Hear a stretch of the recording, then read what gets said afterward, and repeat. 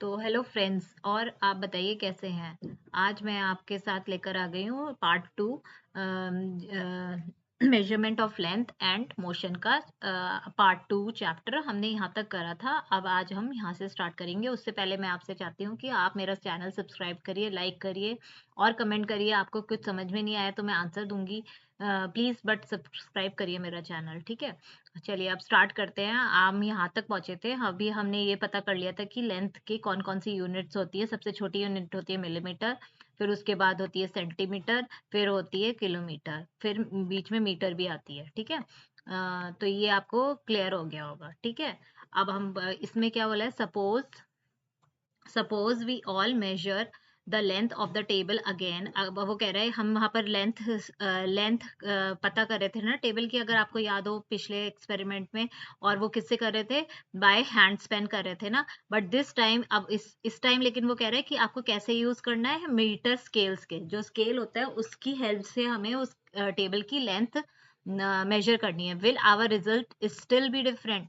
अब वो पूछ रहा है कि क्या हमारा जो रिजल्ट आएगा अभी भी डिफरेंट आएगा क्या। यस, हमने बोला ना हैंड स्पेन सबके डिफरेंट डिफरेंट होते हैं, तो आपका अलग आएगा इफ अगर आप कंपेयर करोगे मीटर स्केल से, क्योंकि सबके हैंड स्पेन की लेंथ अलग अलग होती है, ठीक है। और अगर हम स्केल से करेंगे तो उसमें भी अलग आएगी, क्योंकि मेजरिंग स्केल्स की लाएंगे आप तो भी अलग होगी, ठीक है वो, बट एग्जैक्ट होगी अगर हम मीटर स्केल का यूज करेंगे। हैंड स्पेन का हर एक पर्सन का अलग अलग मेजरमेंट आएगा, और अगर हम मीटर स्केल से करते हैं तो हमारा एग्जैक्ट लेंथ उसकी हमें पता चल जाएगी। इसलिए हम लोग मीटर स्केल से ही कोशिश करना चाहिए कि हम उसे नापें, ठीक है। Now but we should first learn the correct way of using a scale to measure length. अब वो कह रहा है कि लेकिन हमें सही से तरीका आना चाहिए स्केल यूज करने का, किसी भी लेंथ को नापने के लिए, ठीक है। ये नहीं है कि बस आपने स्केल रख दिया और आपका नप गया। नहीं, इसका एक करेक्ट तरीका होता है कि कैसे हमें यूज करना है स्केल को, ठीक है। तो हमारी नेक्स्ट एक्टिविटी आ गई है। ये 5.3 है, करेक्ट वे ऑफ मेजरिंग। अब हमारा क्या सही तरीका है, करेक्ट वे क्या है मेजरिंग लेंथ का, ठीक है। किसी भी लेंथ को नापने के लिए, लंबाई को नापने के लिए उसका सही तरीका क्या है। For measuring any length we you need an appropriate scale. हमारे पास एक अच्छा स्केल होना चाहिए, ठीक है।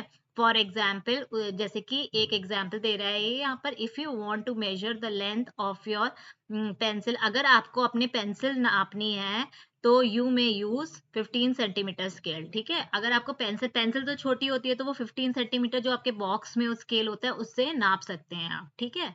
Similarly if the height of the room is to be measured, लेकिन अगर अगर आपको हाइट, अब इस जिस रूम में आप क्लासरूम में बैठे हो उसकी हाइट नापनी है तो आप 15 सेंटीमीटर का स्केल यूज करोगे नहीं, वहां 15 सेंटीमीटर का स्केल यूज करोगे तो आपको बहुत टाइम लगेगा, प्लस आप नहीं कर पाओगे, ठीक है। तो यू मे नीड उसके लिए आपको क्या यूज करना पड़ेगा, मीटर स्केल। जो बड़ा वाला स्केल जो स्टार्टिंग में आया था वो यूज करना पड़ेगा, या फिर हमें मेजरिंग टेप यूज करना पड़ेगा, क्योंकि वो रूम की लंबाई ज्यादा है तो हमें बड़ी चीज यूज करनी पड़ेगी। ये जो 15 सेंटीमीटर स्केल होता है वो बहुत छोटा होता है, ठीक है। You can not directly measure the girth of a tree और the size of your chest using a metre scale. अब क्यों भैया, देखो हाँ जी। तो फिर यहाँ पर हम लोग कह रहे हैं, तो हमें ऐसे लिखना है इसको। 8 सेंटीमीटर सपोज हमने लिखा, तो हमें ये हमेशा लोअर केस में यूज करना है, ठीक है। इसके आगे फुल स्टॉप नहीं लगाना है ये, और हमें हमेशा ये डिजिट में और इसमें स्पेस होनी चाहिए। तो बस ये पूरा इस तरीके से हमें लिखना है जब हम यूनिट और नंबर लिख रहे होते हैं, ठीक है। तो इसमें और ज्यादा कुछ नहीं है। अब ये कह रहा है 5.4 में, measuring the length of a curved line. अब हम कर्व्ड मतलब जो घुमावदार होते हैं उसको हम कैसे मेजर करेंगे, ठीक है। उसको सिंपल हम स्केल से नहीं कर सकते, मीटर स्केल से नहीं कर सकते, तो किससे कर सकते हैं, आइए देखते हैं क्या लिखा है इसमें। Anish and his parents fixed electric string lights on the arc of the veranda of their house. देखिए, एक अनीश और उसके जो मम्मी पापा थे वो एक इलेक्ट्रिक स्ट्रिंग, ये देखिए इलेक्ट्रिक स्ट्रिंग यहाँ पर लगाना चाहते हैं अपने वरांदा में, ठीक है। अब shown in figure 5.7 for a celebration, अपने यहाँ कोई उनका फंक्शन था उसके लिए वो वहां पर लगाना चाहते हैं। How would they have measured the required length of a string light, अब उन्हें कैसा पता चले कि हम कितना मीटर लाइट लेकर आए और यहाँ लगाएं, तो उसको मेजर करने के लिए उन्हें क्या करना चाहिए। In the case of a curved line measurement can be made with the help of a flexible measuring tape, है ना। मेजरिंग टेप जो आता है उससे हम मेजर कर सकते हैं, या फिर हम किसी थ्रेड का भी थ्रेड से, ये देखिए थ्रेड से कर रहे हैं ना, इसको थ्रेड्स को ऐसे घुमा घुमा कर हम देख सकते हैं कि कितना मीटर हमें लगेगा, और फिर हम वो मीटर स्केल पे लगा कर देख सकते हैं कि कितना मीटर हमें लाइट चाहिए, ठीक है। तो ये बहुत इजी है। अगर कोई कर्व सरफेस है तो हम किससे यूज कर सकते हैं, मेजरिंग टेप से कर सकते हैं या फिर थ्रेड से कर सकते हैं, ठीक है। अब 5.5 की बात करते हैं। अब हम पोजीशन को कैसे डिस्क्राइब करेंगे, मतलब कौन सी पोजीशन पे क्या है उसका हम कैसे पता करेंगे, ठीक है। एक दिन क्या हुआ, one day the teacher informs her student that she has planned an educational, teacher ने बोला अपने बच्चों से कि उन्होंने एक प्लान विजिट, एक एजुकेशनल विजिट प्लान करा है जो कि एक गार्डन में है। शी आस्क्ड द स्टूडेंट, और उन्होंने स्टूडेंट से बोला कि आप लोग को सीधे वहां पहुंचना है, ठीक है, इन द मॉर्निंग, सुबह आपको सीधे वहां पहुंचना है। तो दीपा और उसके फ्रेंड्स जो थे वो डिस्कस करने लगे whether the garden would be closer then the school, वो डिस्कस करने लगे कि भाई जो गार्डन है वो स्कूल के पास है या दूर है, फर्दर मीन्स दूर है।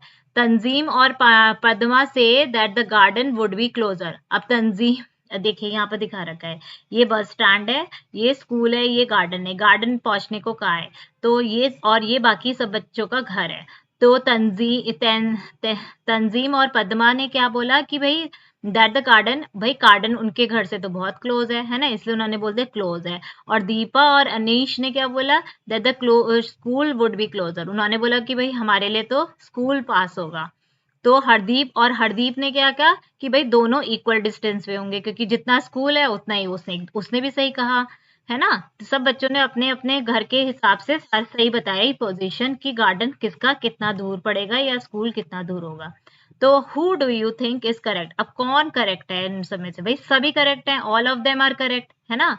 Then why are there observation, लेकिन उनका ऑब्जर्वेशन क्यों डिफरेंट है, क्यों डिफरेंट है ये, क्योंकि वो अपने घर से बता रहे हैं, सबका जो वो है पोजीशन अलग अलग है, इसलिए सबके आंसर भी अलग अलग हैं। They are locating the distance of the school, जो वो डिस्टेंस लोकेट कर रहे हैं वो किसके साथ, और गार्डन का जो लोकेशन देख रहे हैं वो अपने अपने घर से देख रहे हैं, फ्रॉम देयर हाउसेज।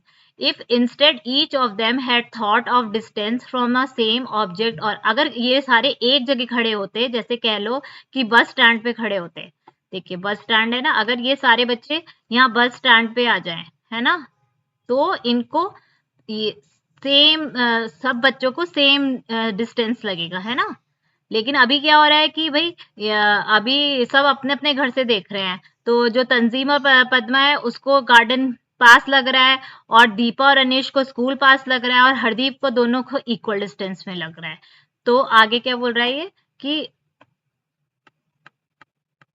ठीक है, तो when the distance is started, जब डिस्टेंस हम नापते हैं with respect to a fixed object और पॉइंट, देन इट इज, अब जब ये फिक्स पॉइंट क्या है भाई सबका यहाँ पर अलग अलग क्यों दिख रहा है, रेफरेंस पॉइंट बोलते हैं उसको, ठीक है। जो पद्मा, अगर पद्मा अपने आप पद्मा के घर से गार्डन बहुत पास है, क्योंकि ये इसका रेफरेंस पॉइंट है, ठीक है।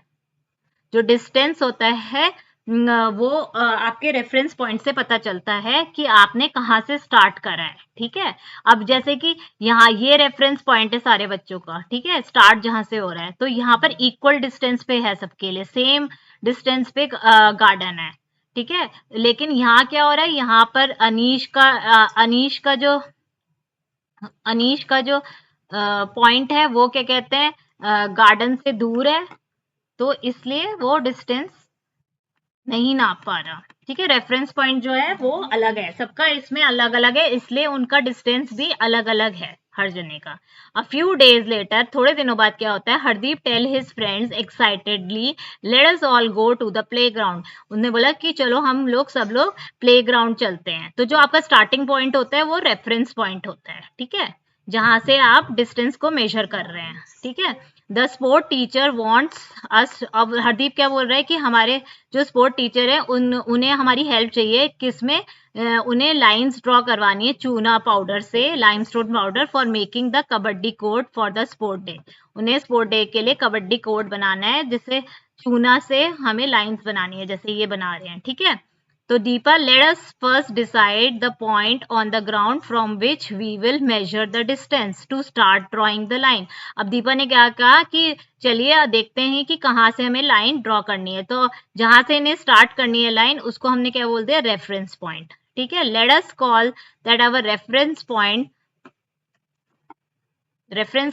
5.11 में दिखा रखा है आपका, ठीक है। ये ड्रॉ कर रहे हैं आफ्टर अ फ्यू डेज। तो ये एक मतलब हमें पता होना चाहिए कि हमारा रेफरेंस पॉइंट कौन सा है, वहीं से हमें डिस्टेंस मेजर करनी है अपनी, उसी से हमें पता चलेगा हम कितनी दूर हैं या पास है अपने डेस्टिनेशन से। तो इससे हम पता कर सकते हैं हमारी पोजीशन क्या है। तो आफ्टर, एक और एक्टिविटी बता रहे हैं इसमें, आफ्टर अ फ्यू डेज, थोड़े दिनों बाद क्या हुआ, पद्मा वॉज ट्रैवलिंग बाय बस, वो बस से जा रही थी अपने ग्रैंड पेरेंट्स, मतलब ना दादा दादी से मिलने जा रही थी दिल्ली में। She was eager to reach Delhi, उसको बहुत जल्दी थी कि वो दिल्ली पहुंचे। And was reading the kilometre stones on the side of the road. ये तो ऐसे किलोमीटर्स आप भी देखते होगे, कभी कहीं जाते होगे तो वहां पर क्या लिखा था कि दिल्ली 70 किलोमीटर दूर है। On one of the kilometre stone it was written Delhi was 70 kilometre, ठीक है। Further on the next kilometre stone reach Delhi. फिर वो थोड़ा सा और आगे बढ़ी, थोड़े टाइम के बाद वो उसने पढ़ा कि भाई अब मैं दिल्ली मेरे से सिर्फ 60 किलोमीटर दूर है।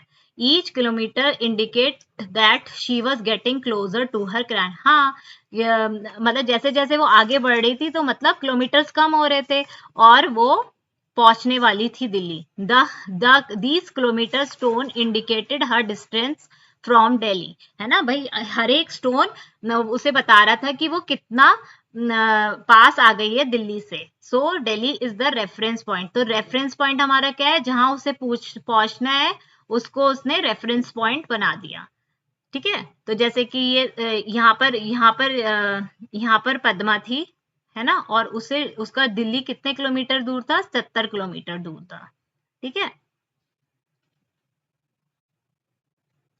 what do such kilometer stone indicate?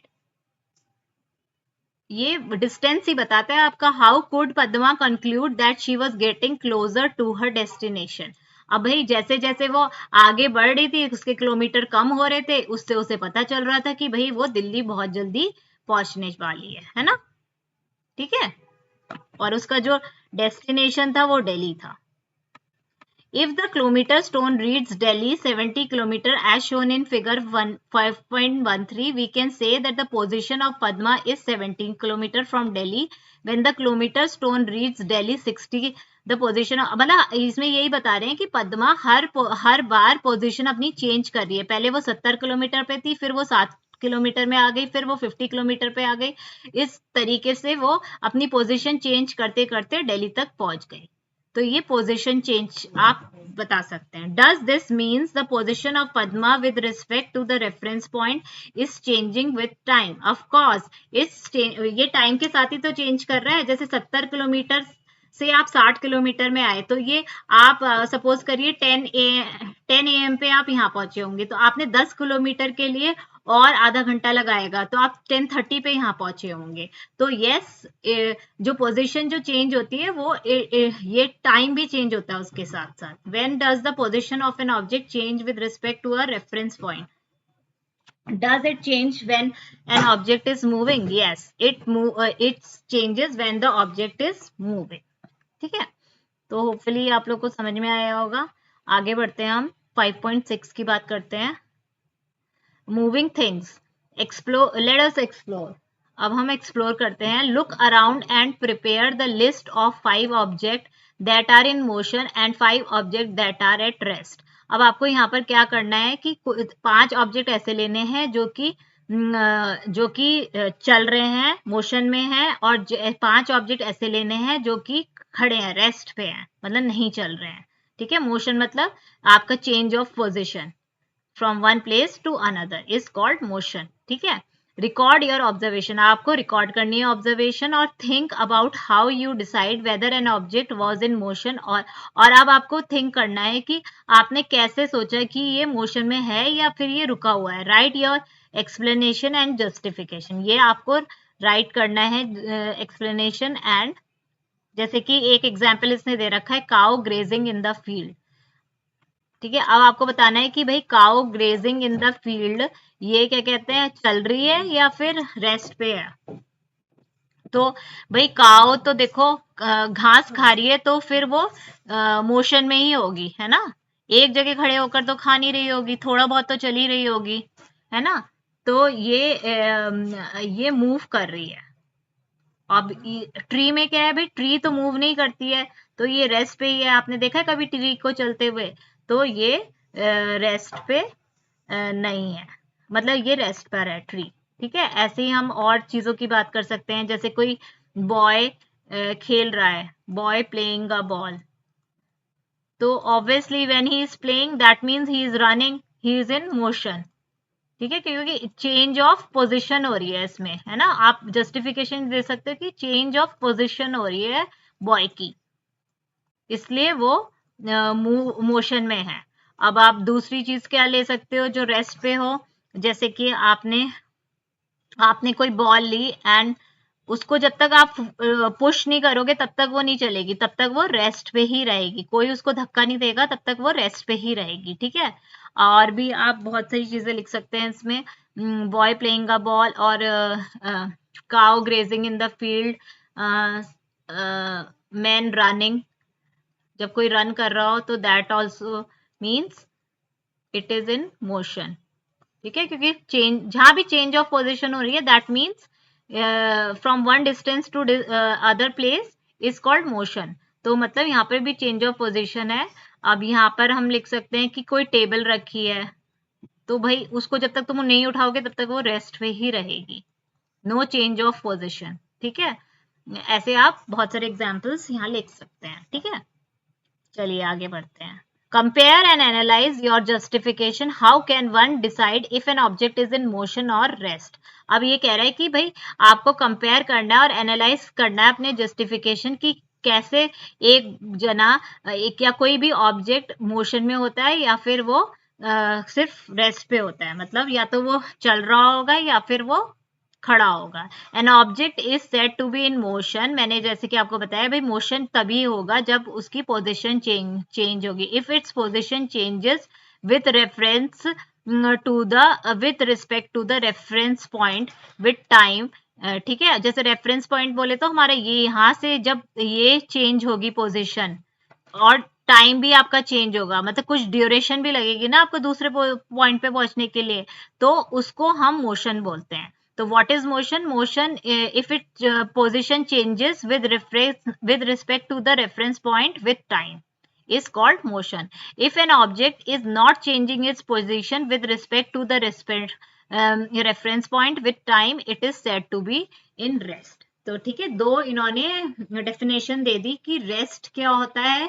अगर कोई भी ऑब्जेक्ट रेफरेंस पॉइंट के पोजीशन से time, if an object is not changing its position, अगर वो पोजिशन नहीं चेंज कर रहा है with respect to the reference point जो स्टार्टिंग पॉइंट होता है, with time it is said to be in the rest. ठीक है, अगर वो पोजिशन चेंज कर रहा है with respect to reference point with time तो it's motion, otherwise it is a rest condition. ठीक है, तो ये जस्टिफिकेशन है आपका, मैंने आपको पहले ही बता दिया था।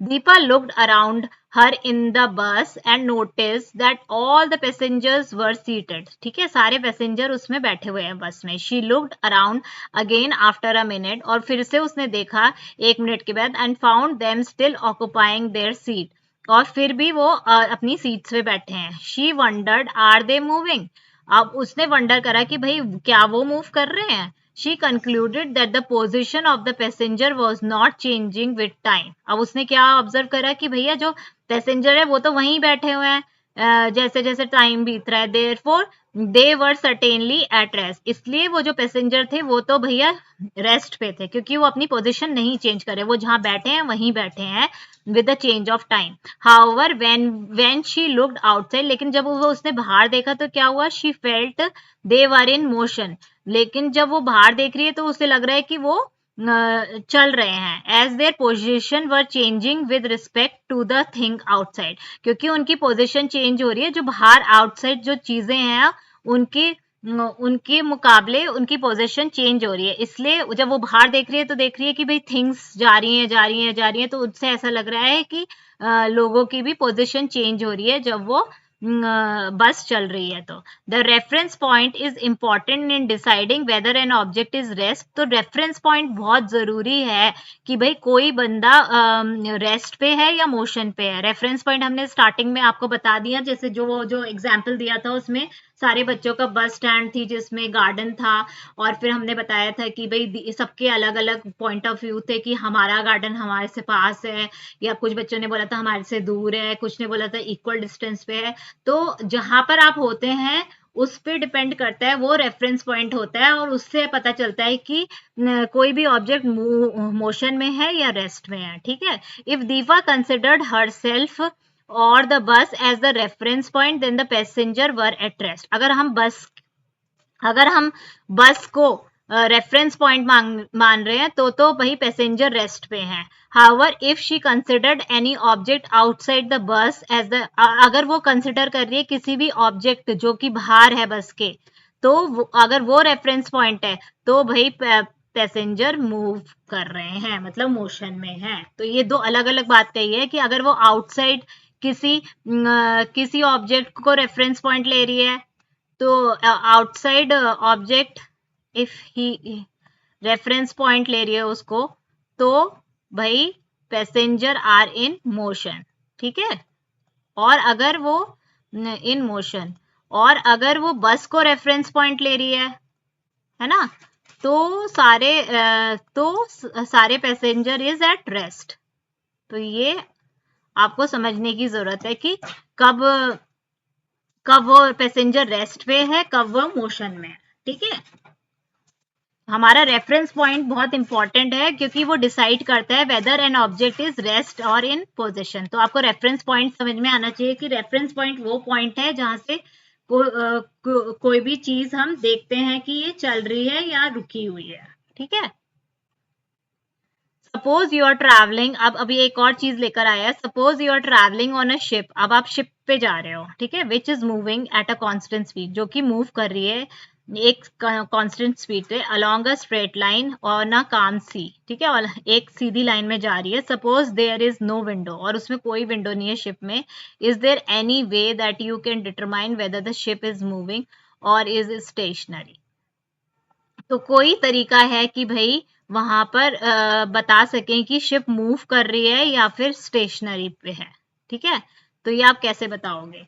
तो भाई देखिए, हम एक तरीके से तो बता सकते हैं कि हम इस डेस्टिनेशन पे थे और इधर आ गए, है ना, तो दैट मीन्स इट्स मूविंग, लेकिन बाहर हमें कुछ नहीं दिख रहा है। अगर हम चलिए 5.7 हम पढ़ते हैं, टाइप्स ऑफ मोशन। अब इसमें आता है, ये आज के लिए मेरे ख्याल से काफी है, हम कल करेंगे बाकी सब। ठीक है, चलिए तब तक के लिए बाय, और आपको कुछ नहीं समझ में आया तो मुझे बताइएगा। Thank you so much. हाँ, तो आप लोग क्यों नहीं चेस्ट को मेजर कर सकते हो, क्योंकि इसमें हमें फ्लेक्सिबल मेजरिंग टेप चाहिए, क्योंकि चेस्ट राउंड होता है जिसमें हम स्केल से नहीं नाप सकते हैं, और जो पेड़ का तना होता है वो भी हम नहीं कर सकते, किसी फ्लेक्सिबल टेप से ही मेजर कर सकते हैं। जैसे